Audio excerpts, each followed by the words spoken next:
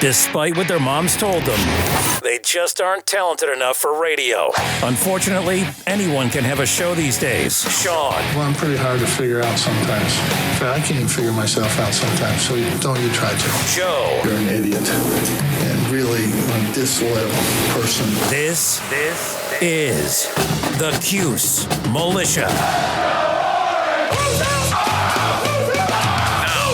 Those two unapologetically biased, orange-blooded homers, Sean and Joe. It's the most bullshit thing I've seen in 30 years. Welcome, orange men and ladies. Happy Thursday. It's Thirsty Thursday. This is the Cuse Militia with Sean and Joe. At Cuse Militia on the socials. Go there, join the militia. Live on X for some part thereof, at some degree, maybe. Today, possibly. Maybe.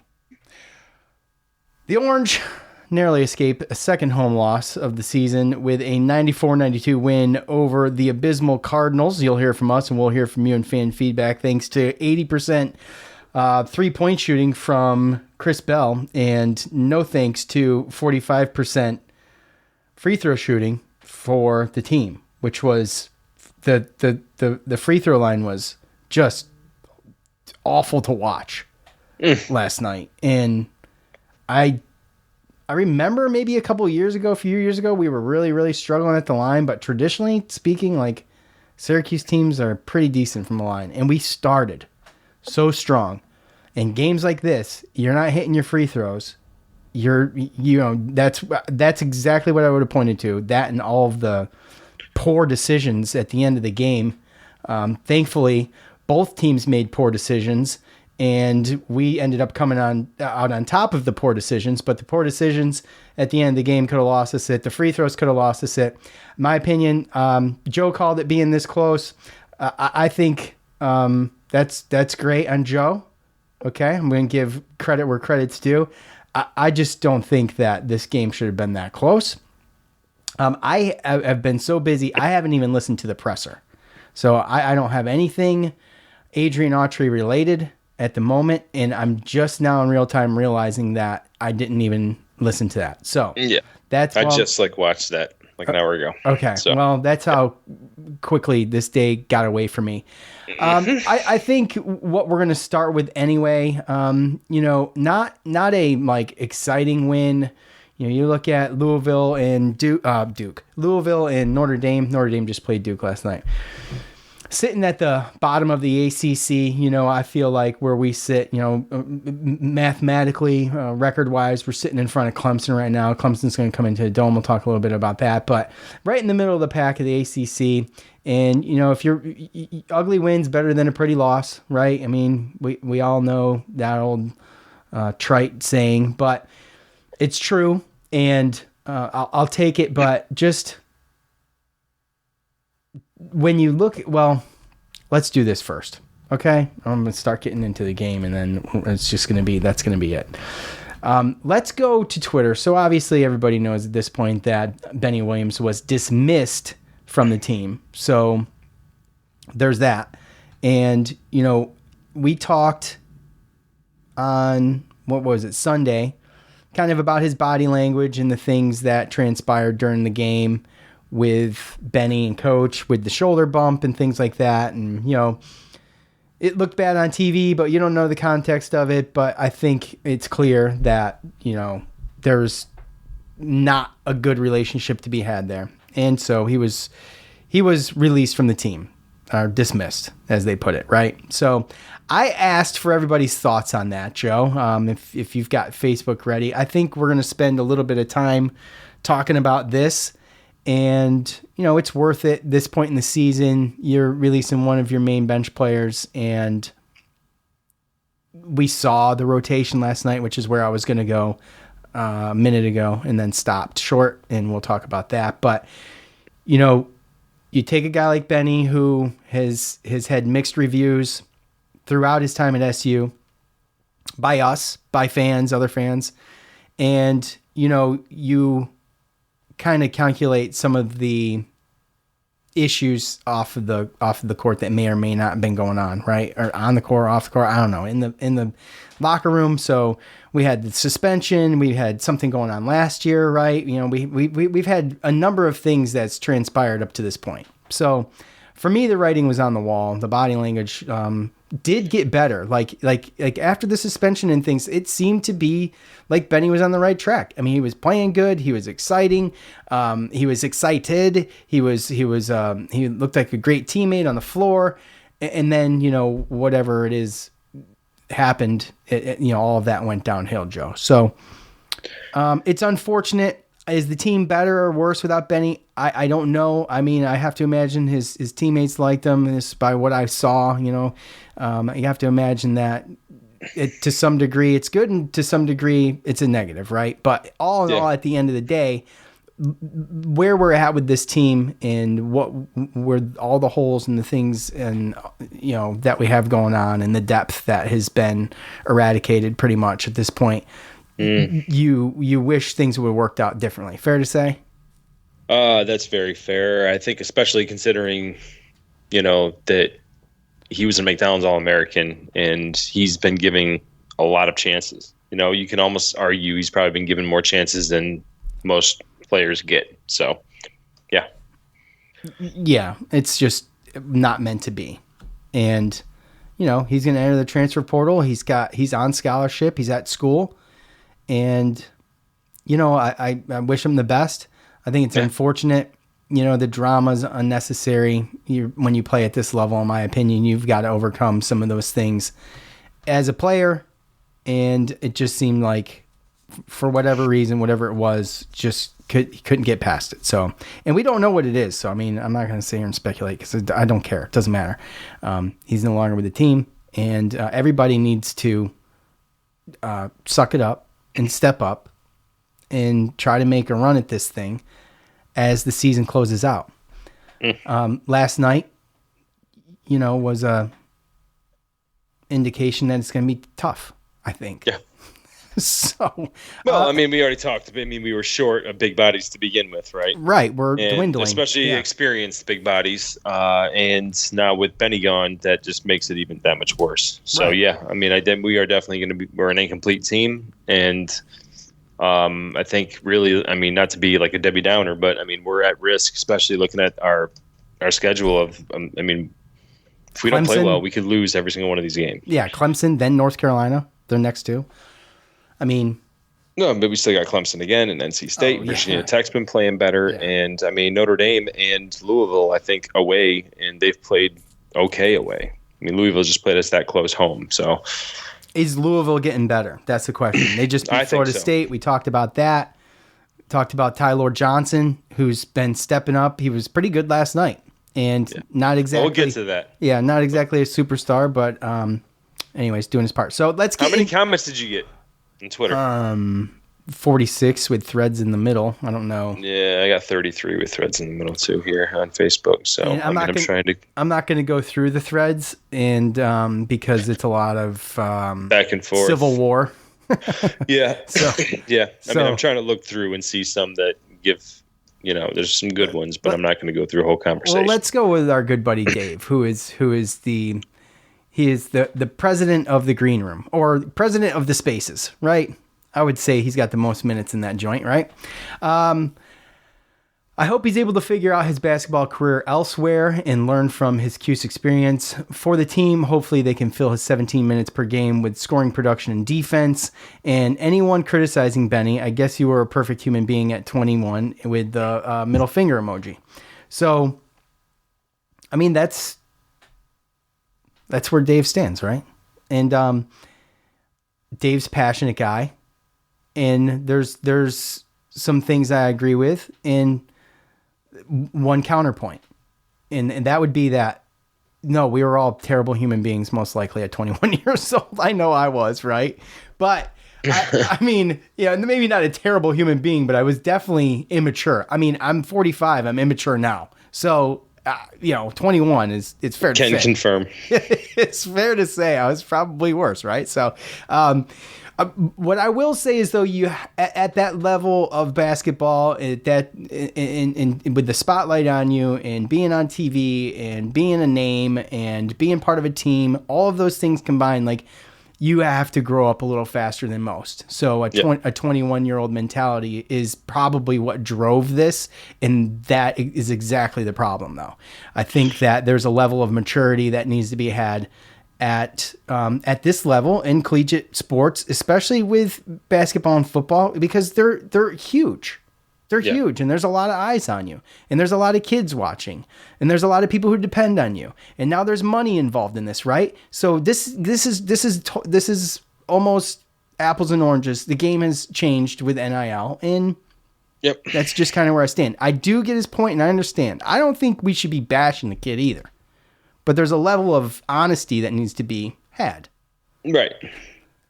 Yeah, and I think that, I mean, realistically, like you said, I mean, you being 45, me being 40, I mean, there's a lot of things that, we could have been bashed on as a 21-year-old, right? I mean, probably as a 30-year-old. Probably at the last show. I mean, we could have been bashed a bit. So.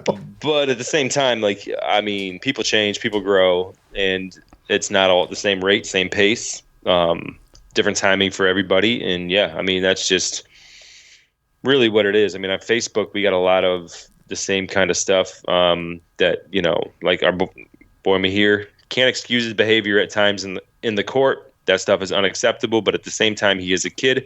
People are quick to say crazy things, mean things, but the reality is that he's a kid. We will get better from this, or he will get better from this. This is the low point, but he will get better. Sucks that it didn't work out for him at Cuse. Was a huge fan of him and still am, hoping he gets the help he needs and shines to the next stage. That's a good comment. And, his point about this being the low point, I hope that's true. And sometimes you have to hit a low point before you climb back. Right. And he's going to hit the transfer portal, and everybody's going to know who he is. And that's the other thing, the other aspect to, putting yourself out there and kind of having some of that body language and the issues and then going in the transfer portal is that you hope people can understand your situation and that you can move on from it and start over and give you a place to do that, right? So any team who does that, I think kudos to them because they could easily stay away from something like this.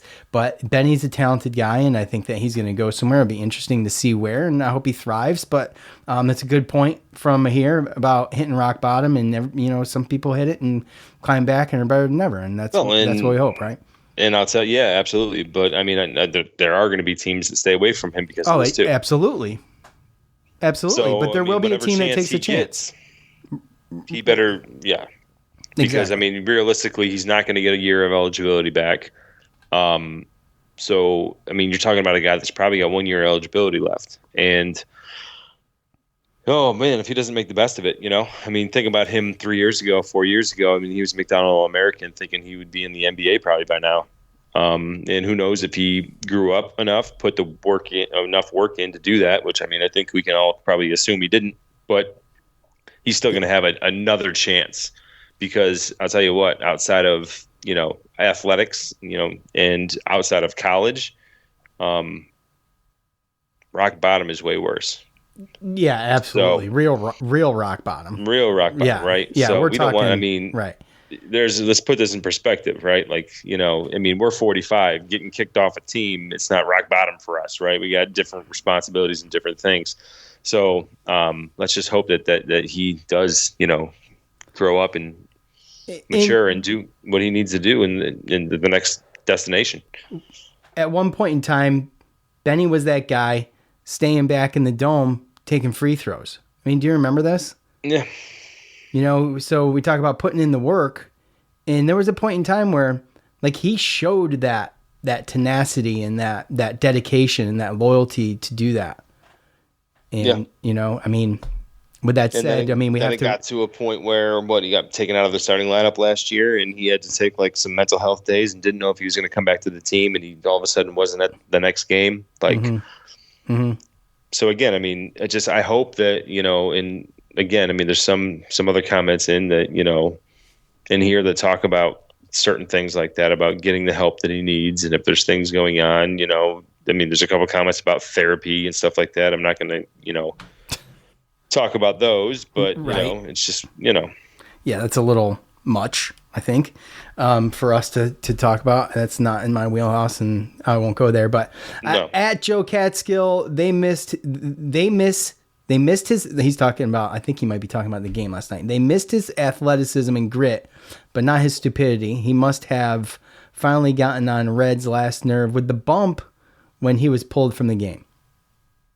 Something there, I'm telling you. Cuse thought it was possible since the Maui Invitational and knew it was coming as soon as he bumped Red going back to the bench. He had so much potential if he gets his head on straight and given another chance, but I'm afraid our chances of making the tourney just went with him. I mean, I'm going to just be straight honest. I don't think we were trending towards a tourney with him either. So right. I'm not sure if that's the case, but we definitely are going to miss something, obviously, with Benny in there. There was things that he did where he earned those 17 minutes, and he did things, and there was always a flash of something that was worth having him on the floor. And with that said, we have just, like I said, our depth has dwindled, and it's been a slow roll, and it's unfortunate, but sometimes you have to go a man down to make men better. And I think that over time, for the team's sake, it could be a positive. And unfortunately, there's just not much time left. That's right. That's the problem. Yeah. But how long do you keep it around? Right. Yeah. So, and I mean, going with some of these other comments that are kind of around the same, Jason, most of us don't know what's happening. We're just making guesses. He's a young man with a lot of pressure. Let's give him some grace, wish him well, and hope they play better as a team without a distraction. So that's, another kind of, I don't want to say assumption, but, one of those things where, was he a distraction? Was he toxic to the, because there's a back and forth. You hear that he had good relationships with his teammates, but I don't know. I'm assuming maybe, and this is me presuming or assuming like that has some type of issue with authority.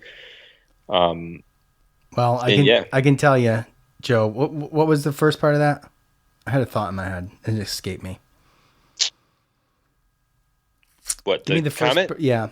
Yeah, most of us don't know what's happening. We're just making guesses. He's a young man with a lot of pressure. Let's give him some grace, wish him well, and hope that they play better as a team without the distraction. Okay, yeah. It was something you said, but it still triggered me. When you have a likable team member that cannot respect authority or take constructive criticism or be coached or be talked to or be reprimanded or disciplined, you're going to create a toxic situation. That creates a toxic situation because that kind of attitude can spread. And behind people's backs, coaches' backs, I'm sure there's things said. It just is a bad. It's a recipe for disaster, and it brings down morale. Even if you've got guys who are okay with authority and do listen and are okay being coached, it still brings down morale because it's just negative energy. And I'm not an energy guy, but I'm just saying it is a negative thing, and people can only be around negativity so much before they're like, ugh, even if they like the dude. Yeah. Well, I mean, you go down the line, right? Like the thing with last year when he got, benched or when he got pulled out of the starting lineup and he like kind of took a leave of absence real quick, right? And then he's already been suspended 2 different times this season, right? Then we see the technical, then we see the shoulder bump. The shoulder bump, but even on top of that, he went off to the side, and I don't know if you saw it, spit on the floor. I did not see that. Yeah, well, there's a bunch. So, like Brad on Facebook, he said that, and again, I don't know where he's getting his information or if he knows somebody, but he trashed the locker room, shoulder checked the coach, tried to punch Brown, which I don't know where that. I mean, this is just I guess spitting on the floor, walking off with 10 seconds left was the last straw. I guess he wasn't well liked in the locker room. Like, I don't know. But according to the teammates, he said that he was. So I don't know where that whole comment came from. Yeah, I didn't see all that. I saw that he skipped the handshake line. I did see the shoulder bump, and I did see the spitting on the floor. You did see this. You saw that. Mm-hmm. It was on. That. So he was. It was like on the floor, but behind the bench. Okay. So I don't know what that means, but well, you're spitting on the floor. I mean, would you spit in the dome in your seat? I mean, he didn't spit on the seat. No. Would you be sitting in your seat and spit on the concrete below your feet where you throw your peanut shells? Okay. Then, no, I wouldn't. Then why would you do it if you're sitting at the bench? Yeah. So, and then there's Brian. He has a comment talking about my guesses, and again, assumptions. Benny ran into Coach Autry when he got pulled from the game after he got a technical foul for tossing the ball. Benny was probably confronted by Autry and did not go well. Copeland also walked away from Autry on Saturday. Message sent my way or the highway. Good for Coach. He keeps it his team. Yeah, there was something there with Copeland, and like I said, Copeland went and sat down between players and coaches for like a split second, then got up and went down to the end of the bench, of the player side of the bench. Yep. Copeland was, I mean, obviously we know Benny was wrong as the technical, but Copeland was he took a terrible shot and he was pulled and he was coached on it. Right. And like, you got to own that, bro. You got to own that. So, I've never seen that from Quadier, and I guess maybe it's a one-off, maybe it's an anomaly, to say the least. Right. But that's what I'm talking about when we're talking about negative energy and all of that stuff. Negativity, period. At our Boris 9, obviously several issues at play. Some seen, many probably not seen. Could it have been a major contributor? If you're not all in with the program, or for whatever reason, things are less likely to click. Let's see how the team moves forward. That was my biggest concern, if I'm being honest, is how the team responds against Louisville. And yeah, it's a tough situation, right? Yeah. Because you get killed, you get blown out, you lose 2 games in a row, you lose a player. So the one thing, I know you didn't listen to Red's press conference, but the one thing that he kept, he only spoke a little bit about the situation. He didn't really talk about what happened or anything, even though there were some people that kept pressing him. But essentially, and you could tell he was emotional about it when he was talking, because I think he was his recruiter. And he basically said that it's been an emotional 2 days. So that just tells me that they like him, but for some reason we just can't get right. Well, and it was just best situation for both parties. But at the end of the day, everybody liked him, so it was an emotional situation. He said it was emotional for the team, and you could tell visibly that it was emotional for him as well. So it sends a message. This is not going to be tolerated, and it sucks. But you don't do it with some guy wearing warm-up suit every game, that's causing trouble. You do it with anybody. But I'm saying, though, it was Benny Williams. He was second off the bench, first off the bench sometimes. I mean, it sends a message. It's not going to be tolerated, and he was out of line. And so it's funny. I'm sure that what? No, I'm just saying it's funny because my brother Alex, his message on Facebook was Coach Red sending a message to the players we have now and the future players coming in. He will not deal with any nonsense. He wants a disciplined team, and it's his first year as a coach, so I give him props. Yeah, absolutely. And I totally agree, because I was saying it. And he it sends a message like this, too. Not only will it not be tolerated, but look, I don't care who you are on this team. There's a certain level, there's certain expectations of behavior that are going to be tolerated. And if you don't abide by them, you could be my brother. You're going to have to go. It is not, it is not easy letting a good player, a good teammate go, but you can't be a pushover. Right. And if he could also be a good person. He could. And it's just right. athletics. And it he's sucks. just uber competitive, and exactly. And he gets too emotional. He gets too into the game. He gets too upset too easy. There's a number of issues, man. I mean, he's a human being, right? I mean, those things factor into daily life. Exactly. So with that said, I mean, he did the right thing, and I totally understand where he's coming from, man. I mean, I've let people go that just broke my heart. But you just... I mean, you run teams, so it's the same thing. That's why you can say that, is that you have teams. I mean, you know that, okay, like this guy's a likable guy, team likes him, but he's got some, he can't follow the rules, like you said. He can't get out of his own way. Right. He can't, but it spreads. Poor leadership or whatever it is, negative attitude. And right. But if you allow one guy to get away with it, then that starts to spread to everybody else. And he's a likable guy. It's easy. So, I mean, he made the right move. Yeah. And again, that was one thing I did want to talk about when we brought up this in part of this segment is, like, kudos for Adrian Autry to be like, dude, no. Like, I have my set of standards. I have my set of expectations. And this is what it's going to be. I mean, you have to do that. Yeah. No, I agree. You do. And it sets the standard. Like you just said, I mean, it sets the standard for what it's going to be. And you'd rather have people buy into what you're doing and know exactly what to expect than just assume that. Right. Just assume that they can run the show. I mean, the inmates don't run the asylum. I mean, plain and simple. So, and realistically too, that's setting the table for everything. I mean, that's even going into next year. It could be whatever's going on. There's probably players right now that already know they're going to transfer. Probably. But they don't want to get dismissed from the team. Right. And give up 10 games, like to your point, 9-10 games where you could show your skill and then go in the transfer portal. Benny's got a technical foul, a shoulder bump, skipping the layup line, and no more games. And now a team's going to have to take that on with nothing else behind it, right? Yeah. Right. So. And not to say he can't come back from that, but again, I mean, the resume that he's left out there. You've just decreased your odds dramatically. Right. Basically. Yeah. Okay, well, let's get into talking about the win over Louisville. Okay, boy, oh boy, here he is. I have to give Dom. Staying on pace. Did he say Facebook sucks? He wasn't let go because of play. It was his failure to adhere to team rules and standards as a member of the team.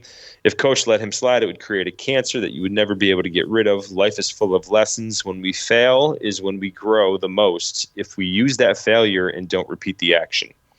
I wish him well in his future, and Facebook sucks. It's a good one. That's as good as Mahir's. I like both of those, and I like David's too, by the way. And I hope David's not mad at me for disagreeing slightly there.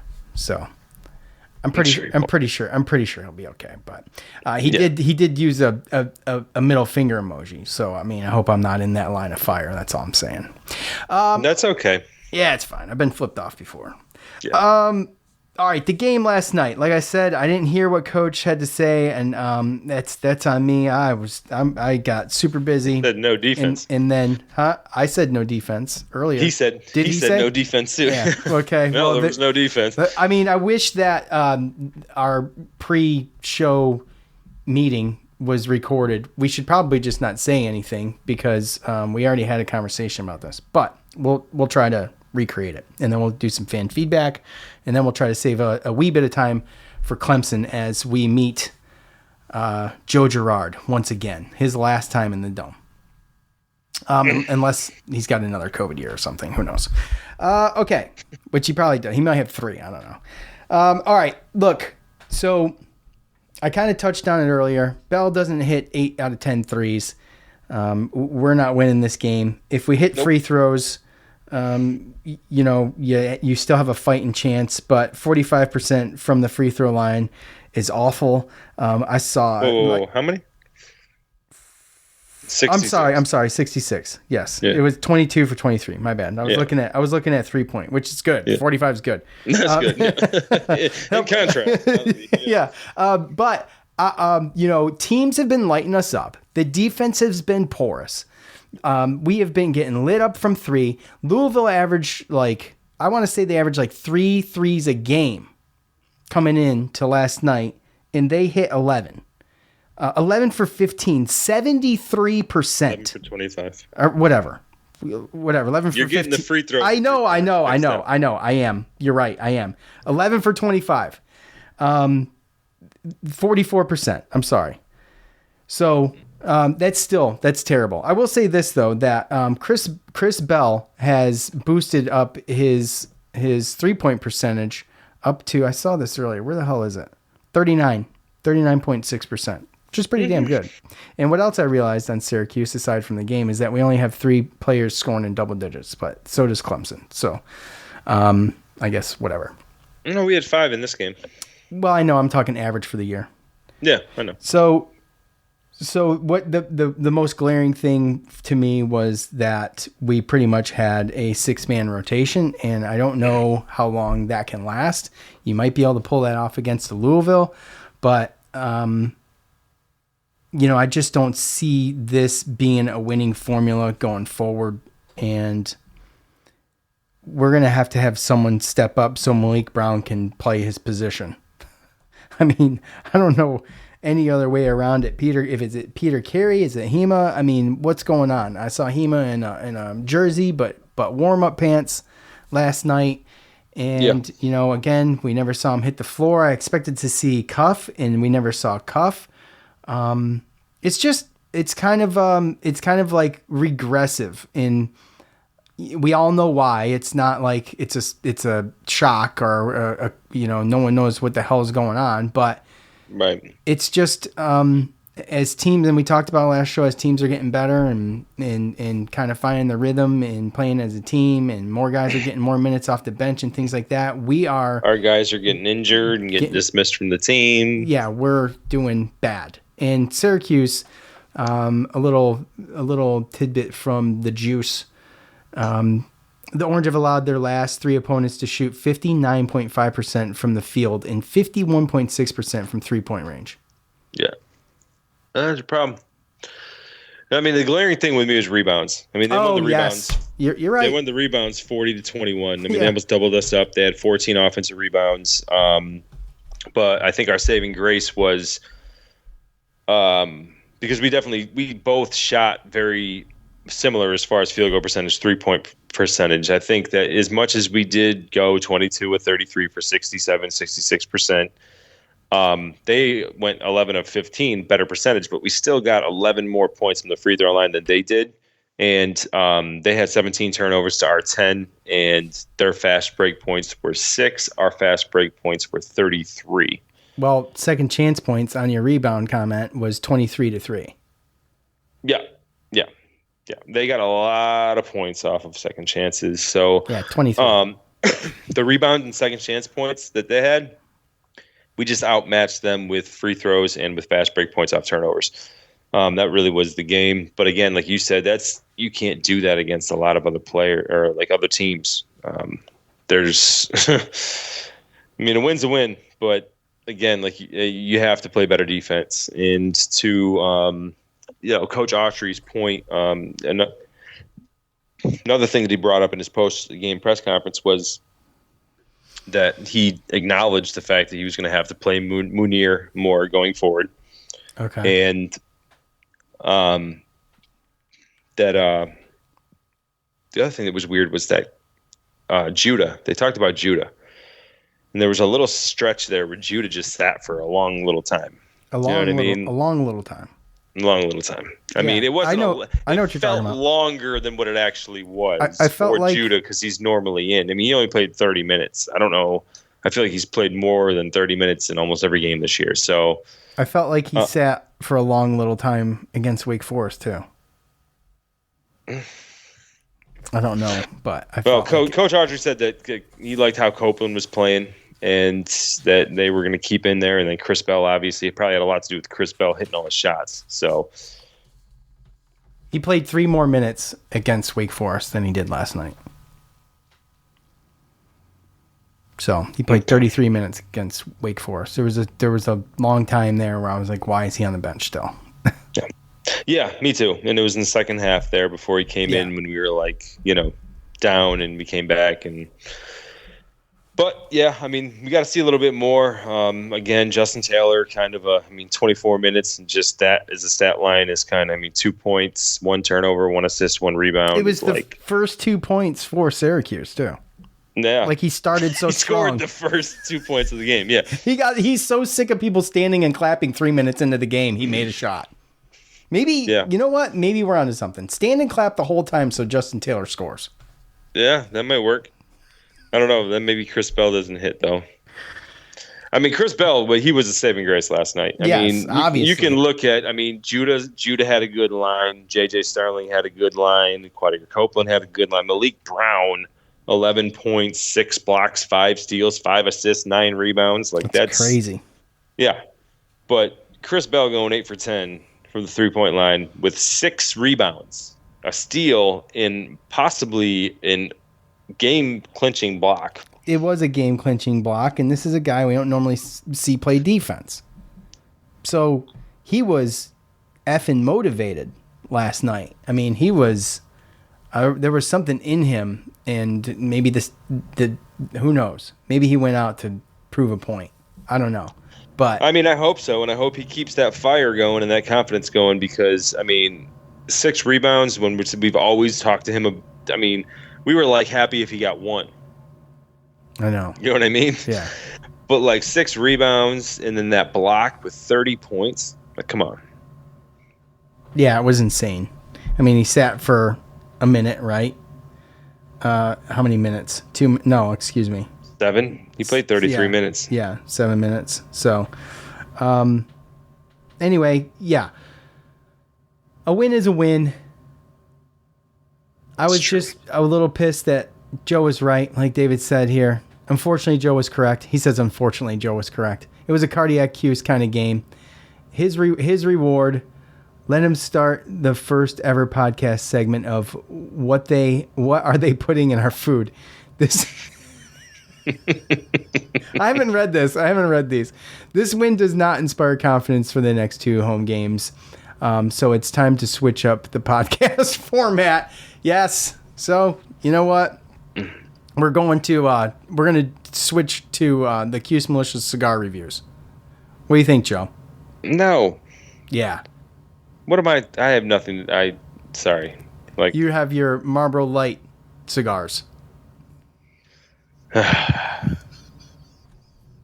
At Drew Cuse, I feel like the refs helped us get that W. No way that was a goaltend. I have to agree with this. I have to agree. The overhead shot did not seem like a goaltend to me. It wasn't in the cylinder and it didn't touch the backboard. I don't know how we got away with that one, but I'll take it. I thought about that at the end of the game.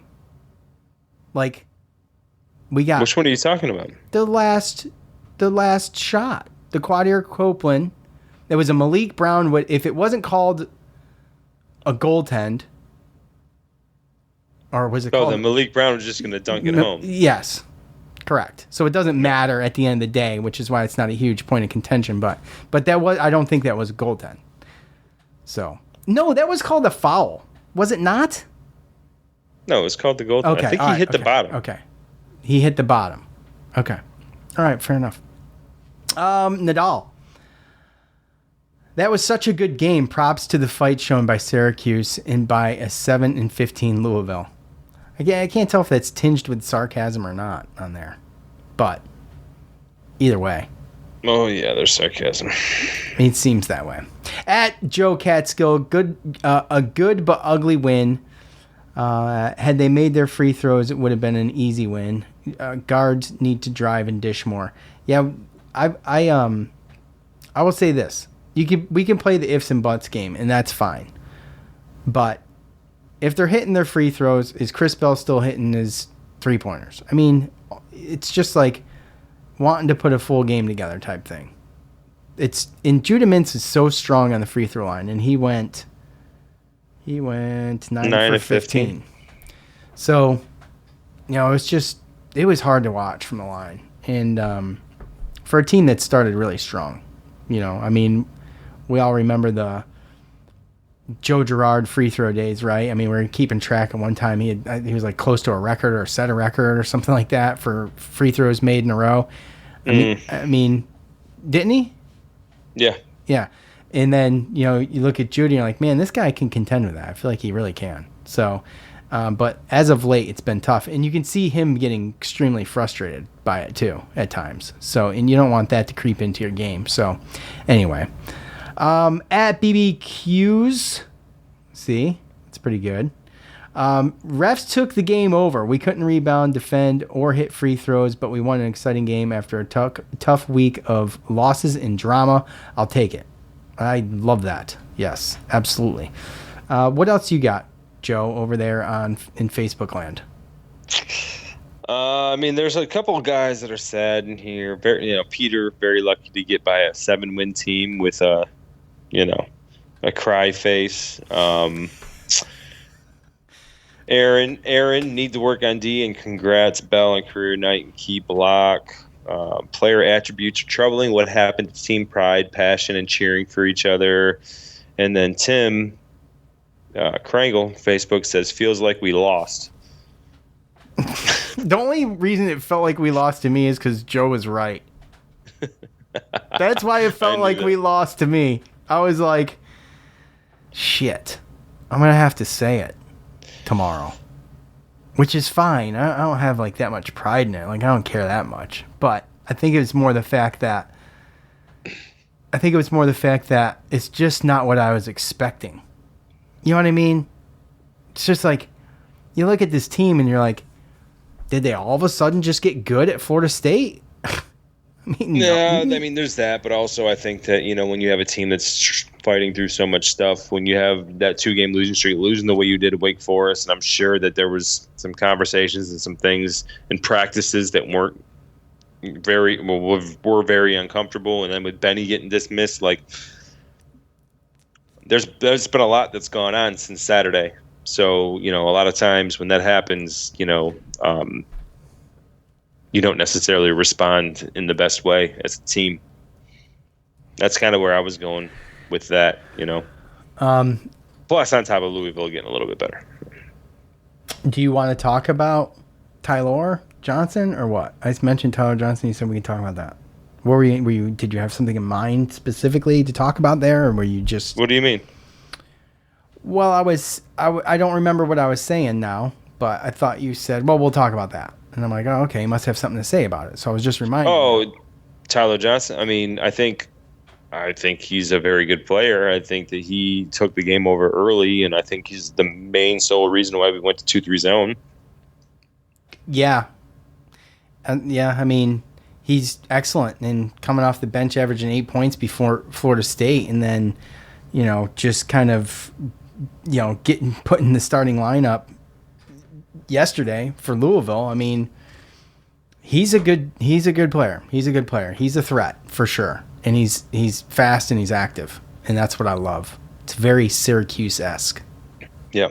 I think that we moved to 2-3 zone, and they brought in Sky Clark, who had a great game. And then Tyler, he kind of sprained his ankle or did something, went to the locker room right there. Got it taped. Something. Got it taped, yeah. And then he came out in halftime. But again, you're not going to be as fast. I mean, it's still going to hinder you a little bit. But, I mean, at the end of the day, I mean, he was a very impressive player. There was a bunch of impressive players on that team. And I feel like that team is young and still just trying to figure it out. But, yeah, the rebounding was very concerning. The rebounding was atrocious. And, I mean, I don't know. I mean, it was a point of contention with the broadcasters. It was glaringly obvious. The 23-3 on the second chance points is another great way to lose a game. And if you look at the stats, you got to be shocked. If you don't look at the final score and you look at the stats, you got to be shocked we won. If you just look at the bottom line stats, and you know what I'm saying, you got to be shocked we won. And I am. So I guess I'm right. At Ken Can of 315. Autry needs to get Benny involved more. Not sure why he didn't play tonight. Too soon, dude. Way too soon. Way too soon, bro. Okay. At Crimson Fury 006. If that 3-pointer sunk at the last second, Coach Autry would have been fuming red. Thank goodness for that win. Well, it didn't. Ifs and buts were candy and nuts, Joe. Well, have a Merry Christmas. That's right. So anyway, look, escaped with the W. I don't have much more to say about it. I am concerned about the rotation going forward. I do think that I am glad to hear that Coach talked about Monier, and I mean I think it's obvious that that needs to happen, and you're going to see Malik Brown play a little bit more in his position, and I don't know if he's played in his position all year or not, but I noticed it last night when Peter Carey came in, and Peter Carey only came in for 3 minutes, and I think it started with trying to block an inbounds pass. So I don't know, Joe. Maybe that ends up at some point, somehow, some way being positive.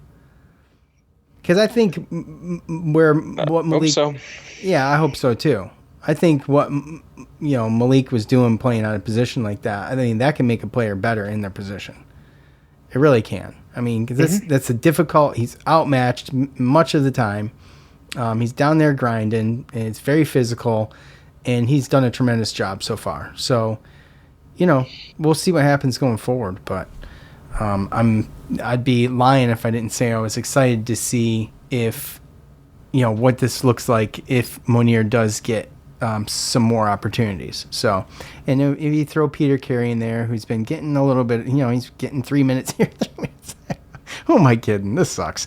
All right, let's talk. All right, let's screw this. Let's talk about Clemson, okay? Look, obviously the glaringly obvious thing is Joe Girard, and we'll get into that. The all-time series sits at 8-6 in favor of Clemson.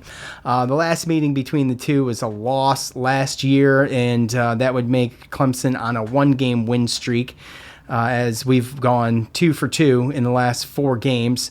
Mintz, Girard, Edwards, Bell, and Brown. You're starting 5. Mintz with 23 points and Edwards with 10 rebounds.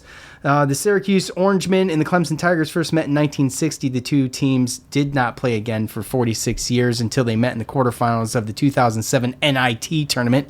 And Clemson would take that game 74-70 against Devendorf, Routens, Watkins, Roberts, and Nichols, if you can imagine that in the NIT.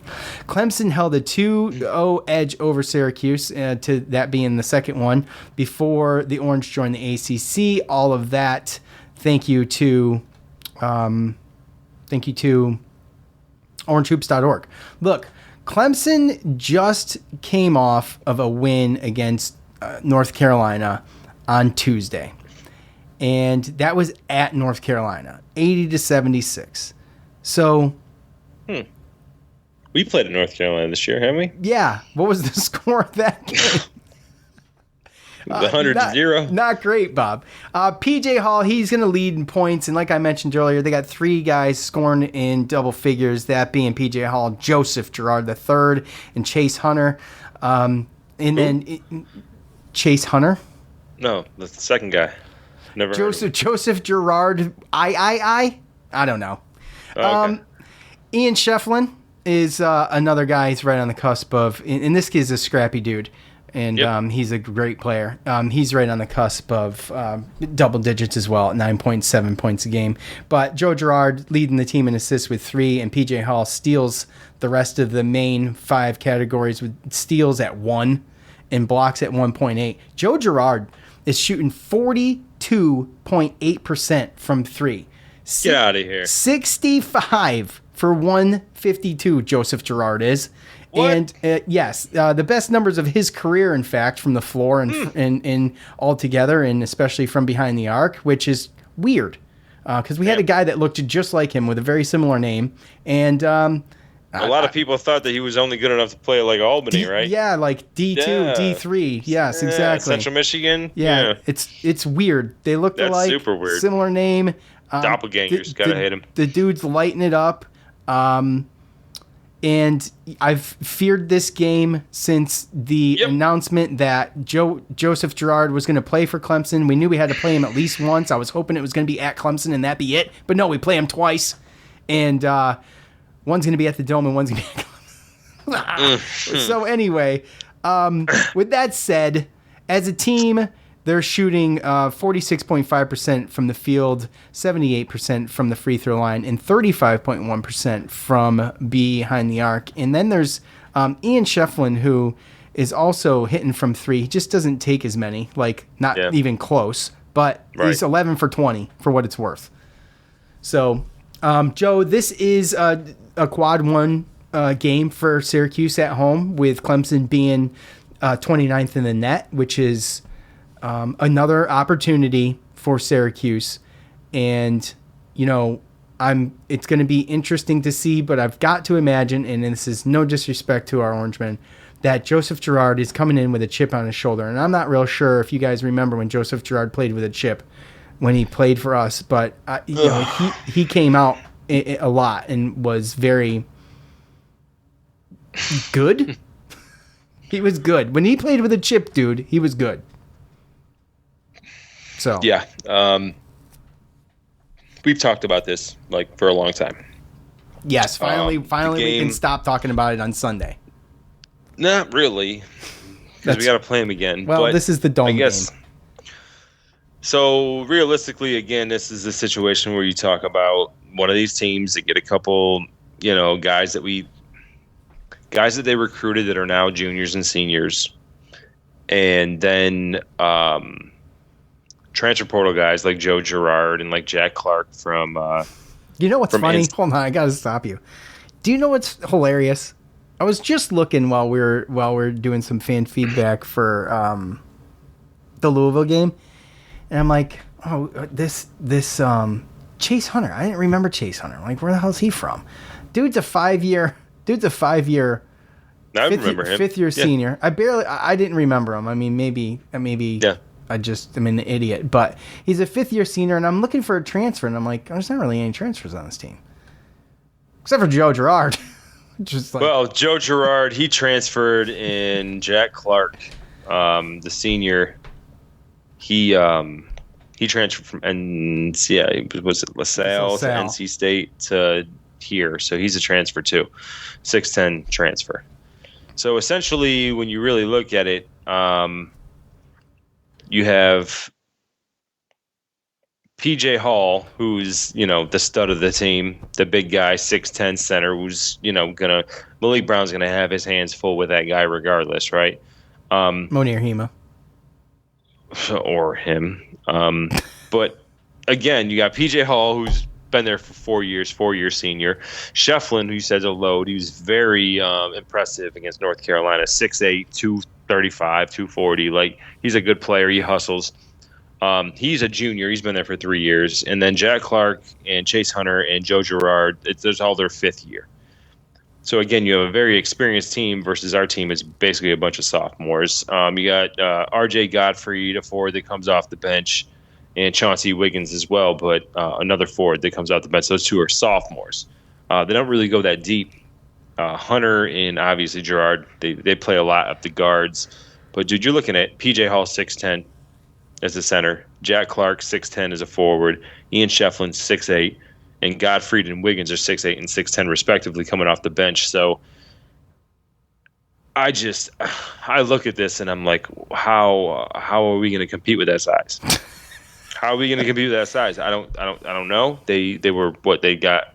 I think out rebounded by 1 against North Carolina. They held their own against Ingram and Baycott and those guys, and obviously we know what happened with that. So, yeah. I mean, honestly, to me, this game, when I looked at North Carolina and Clemson, there was a lot of fouls. There was only 11 turnovers between both teams. There wasn't a lot of fast break points. I feel like the only chance we got, I think we got to have some guys hit. Chris Bell and Judah and JJ, they got to be on their game. And we got to make it ugly. We got to make it ugly so that the fast break points and the free throws and the things that got us over the hump against Louisville is going to get us over the hump against Clemson. I mean, that's really because we're going to be a smaller team. We're going to be a smaller, more athletic team against that 6'8", 6'10", 6'10", with Hunter being 6'4", Girard being 6'2".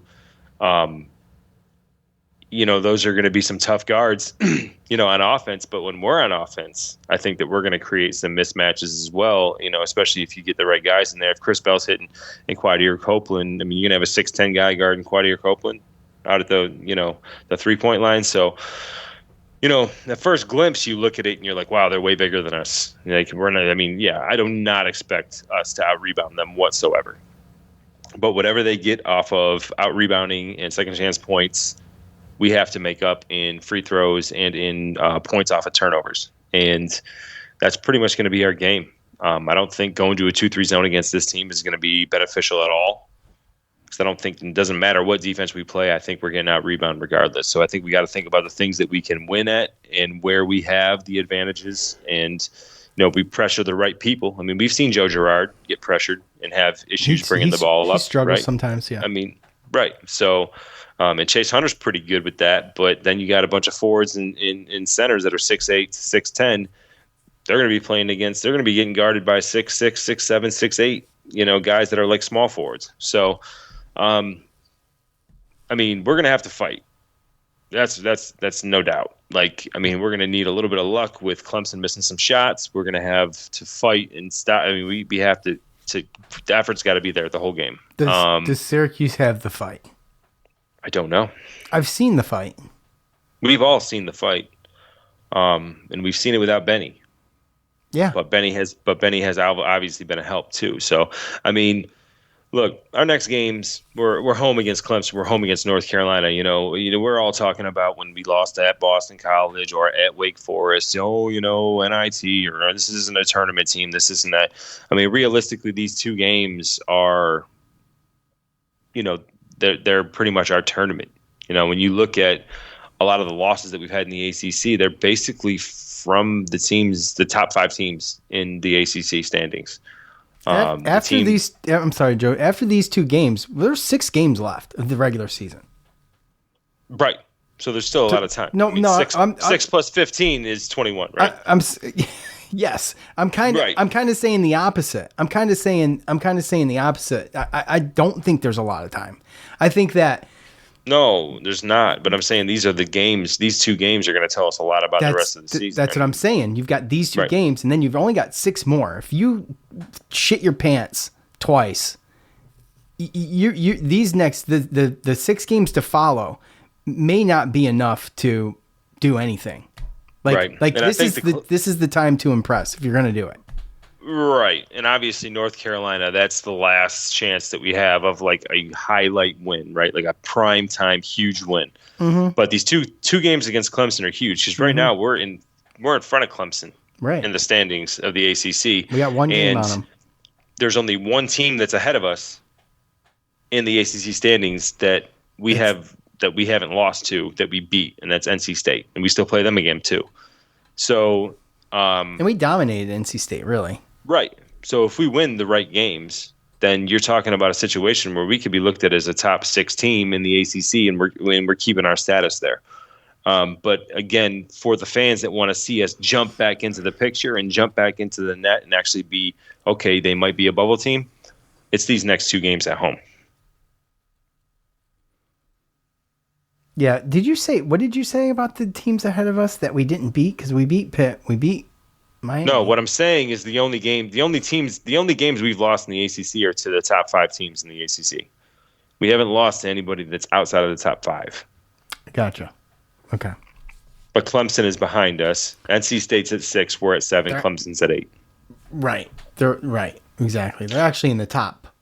Yeah, you're right. Top 5. We're 7th. So if we get the games against Clemson and the game against NC State, and then we win the games we're supposed to against, Louisville and Notre Dame later on, and then obviously we have the rando one against Virginia Tech. We can still put ourselves in a good position. And again, too, we all, we did this during football season, and obviously basketball season seems a little bit longer, but there's just more games. It came down to expectations. If you were to say, okay, Syracuse, like for instance, right now we have 8 games left. We're 15-8. So if we go 5-3 the next 8 games, and we're 20-11, and we end up going to the NIT. At the beginning of the season, would we have been okay with that? I don't even think we knew what to expect in the beginning of the season. I think I did it to myself again. That I did have higher expectations for this team. And I thought this was going to be a tournament team. And even through watching Maui Invitational and even the losses there, I thought this was a tournament team. So I kind of did fool myself into, what I wanted and what my gut was it's telling human me. nature, So right? I know, but I'm just saying that if you would have told me that, your question is, if you'd told me we were going to be 20-11 and go to the NIT, would you be okay with that? I mean, I guess I'd be okay with it, but I'd be like, I think this team's better than that. That's what I would say. That would be my honest opinion. Even in the beginning of the season, before you even saw them. Like I said, I would be okay with that, but I did what I tell everybody not to do, and that's set expectations. So it was too late. It was too late. I was already thinking that this team was going to be Chance Westery, you got JJ Starling coming in, you got Judah Mintz coming back, you got right. You got McLeod coming in. But with that thought with that thought, that thought process, that means that you're expecting something from Chance Westery, who was injured and never did anything. Right, yeah. And Naheem McLeod, who started slow, and then the tallest man ever that played at Syracuse University is now out for the season. And then our best forward coming off the bench is now dismissed from the team. We're not playing with a full deck here. And right. All I want to see is fight. But I also want to see Red keep his integrity and keep his standards, keep his expectations the way that he's done. If he's made certain decisions in the way he's coached because he's trying to create a culture there, and that, in fact, maybe hurts this first year. I was just going to say, you maybe have to sacrifice the first year. You have to sacrifice the first year, right? Yeah. Because if you're not, you set the standard, you set the expectations, and after the first year, players are going to know whether or not they're going to want to deal with it or not. So I feel like there's going to be a nice little roster reconstruction this year. And maybe it's not. Maybe everyone's on board and we just get the right players to come in. But even right now, Benny being gone, we only have one scholarship. We got 2 players coming in. So someone's got to go. And that's not even counting any transfers coming in. So at the end of the day, it's going to be interesting, but I just hope that the Red and the whole coaching staff, that they set a precedent, that this is going to be our standards, this is going to be our expectations. And if you're not on board and you don't want to get on board with this program, then you got to go somewhere else. And that's my biggest thing more than anything else. I don't want him to get caught up to where he loses his team, he loses his he's got to set a standard, set a precedent, and then he's got to stay with it. And whatever the final results are by the end of the season, so be it. Because whoever comes in next is going to know what the deal is. Yeah. And that's where I'm at now. But that's not where I was at because of the roster that we saw, and it just looked on paper, it looked fantastic. But, I'll say, you want to see fight in this team. I want to see fight. I want to see control. Okay. There's a difference between fighting and fighting, but being sloppy. No, yes. I get it. It's more like effort. I'm sick of seeing these players give up on plays, or something happens and now they're just going down haphazardly, excuse my French, jogging down the court. You know what I mean? I don't like that. And you saw Judah get benched for that, and I think that's why Bell got benched for that as well. Yeah, and don't be lobbying refs as you're trying to get back on defense, stuff like that. They're not going to go back in time. On to the next play, right? Right, yeah. On to the next play, because all that's doing is it's distracting you, right? It's the one thing I do kind of. I missed several things about Jim Boeheim because, he's Jim Boeheim, and I know that there's haters out there, but he was post-game pressers in lobbying refs. He was awesome at lobbying refs. And I feel like Syracuse has gotten hosed less this year, though, with Jim Boeheim gone. Have you kind of noticed that? I know.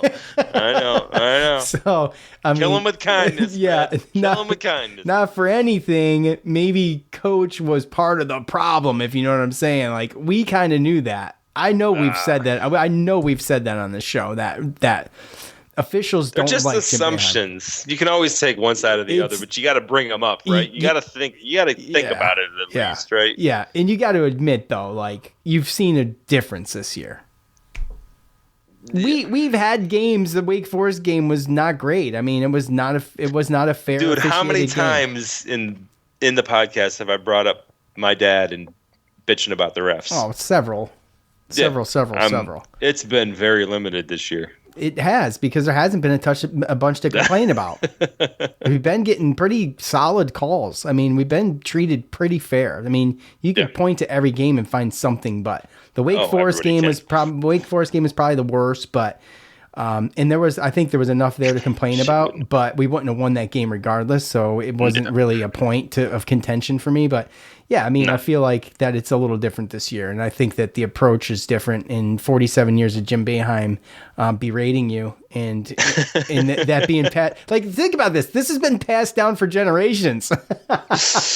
Bro, think about how many refs have started their career and retired their career under Jim Boeheim, while Jim Boeheim's been coaching, and maybe they're training guys or they're working with new guys. The only Syracuse coach that's ever berated me. Yeah, you start with 47 years ago with a official who trains an official, and it's like, look, freaking Boeheim, dude, he's a total pain in the ass. It's crazy. Yeah. He's crazy, man. He's nuts. Just gotta let him go. He yells. He's in your face. He's pointing. He's screaming. It's theatrics. Just give Don't let him touch you. He picks his nose. Give it to him. Just freaking let him have it. So for 47 years, or for 46 years after the first year, they learned, and for 46 years, Syracuse gets hosed. And then they get to the ACC, and it was even worse in 2014. But anyway, that's just a conspiracy theory. We love you, Jim. We're just, it's just, we BS. Yeah, so. Yeah, he listens. Okay, it's funny. Look. All right, let's pick this game. Let's do this real quick, and then I gotta go. Let's not. I'm gonna do it. Okay, so look, Syracuse is not exactly lighting it up off. They did light it. They kind of lit it up offensively yesterday, but both defenses were atrocious. So, right. You gotta kind of give them a pass on that. They're averaging like 76 points a game or something like that, right? Clemson's not too far ahead with 79. So, and I'm coming up with a gauge because, sometimes you can play a team that's really scoring a lot. And I think that what you said, it's going to come down to fight and rebounds. And I hope we have the fight, and I hope we don't give up, but there is no way. Gosh, I hope I'm wrong. Maybe sometimes I can will it this way. There's no freaking way we close the gap on rebounds. No. From what even UNC did to us, right? So last night was 40-21. It could be very similar to that, and I think we get something similar to that, and I think we get hammered with second chance points again. And like I said, I just want to see them fight. I'm gonna say 82-64, Clemson. Damn, son. Is that too much? I think so. Okay, well, I hope I'm wrong. Yeah, well, so I think that, we talked about it. It's a game of ebbs and flows. I think this team has been down, obviously, because of the losses, the way they lost at Wake Forest. Obviously, Benny leaving, emotional stuff. But I feel like they fought through that against the Louisville game. I think that they'll be in better spirits. It's a home game. Joe Girard's coming back. I think the dome's going to be packed. The dome better be packed. It'll be packed. Don't boo him, please. And if it's just because of the fact that if you don't like him, that's fine. But don't boo him, because that's going to be but that's going to be not only is it going to be a bad look to the fans, but that's going to be motivation for Joe Girard. So please stop. I've been dreading this game since I did not want Joe Girard to come back to the dome because I know what he can do. We all know what he can do. There's a path to victory in every game. Of course. But just not this one. It's not. I'm not even going to say that. Even in this one, there is. You got to speed them up. They're not deep at guard. We're deep at guard. So to me, you speed them up. You go to full court when you can. If Malik gets tired and you got to bring Carey or Murnir Hema in, whatever, you're just bodies at that point. They're still going to get the rebounds, just if you were there or not there. But at the end of the day, we need to speed them up. We need to turn them over, fast break points, try to get some people in foul trouble. Like, that's the type of game that we got to – I mean, it's going to be gritty. It's going to be just, fight, effort, and that's our path to victory. Doing that, getting guys in foul trouble, free throw line, fast break points, turnovers, like all that stuff, because we're not going to win rebounds. And they're going to have big guys have their way as long as they can. But I think they're going to do – I think they're going to fight. They're going to give effort, but just kind of like you, like I feel like Clemson's on a roll. And I think that's going to be very similar. I'm going to go Clemson 82 as well. Okay. And Syracuse 84? No, I'm going to go Syracuse 79. Okay. Well, I hope that's the case. I mean, I'll take a 3-point loss, and if it gets ugly and foul troubly, then it's probably not going to be that high. But I think it's going to be closer than I think it's going to be a single digit loss. And if Clemson doesn't show up and Joe Girard doesn't show up, and there's some things that happen, because there's always injuries and foul trouble and stuff like that, then there is a path to victory. It's just a very, very, very slim, narrow path in this case against this team. Yeah, and we talk about having to play perfect game to beat a UNC. Well, you got to play a near perfect game to beat Clemson right now too, because it's a hot team. You talk about teams getting better; they're a hot team right now. Okay, they're really extremely high off of beating UNC at home, number 3 team. They were ranked. They got knocked out of the top 25, and they're trying to work themselves back in as the season goes on. They get better. And they're not running on fumes. I'm not saying Syracuse is running on fumes, but there's been times where it looks like Syracuse is running on fumes, and they're not. And I mean, and this Clemson team's won 2 out of the last 4, but the 2 losses have been 1-point losses to Virginia and 1-point losses to Duke. So, yeah, that was the other game. Yeah, I forgot to mention the Duke one. I know, because that was and that was a controversial. Those are games they could have won. That was a very controversial game. Yeah. So yeah. So go figure. Go freaking figure. All right. Look, that's going to do it for us. I appreciate everybody for tuning in and listening. Look, the X Spaces will be back, okay? We'll be back Sunday. I know Joe's jonesing for him. Blah, blah, blah. He loves it. Till then, have a good one. Go Orange. For Joe, Sean, we're out. Peace. Yeah, I love you. Shut up. I'm talking about Twitter Spaces. Oh.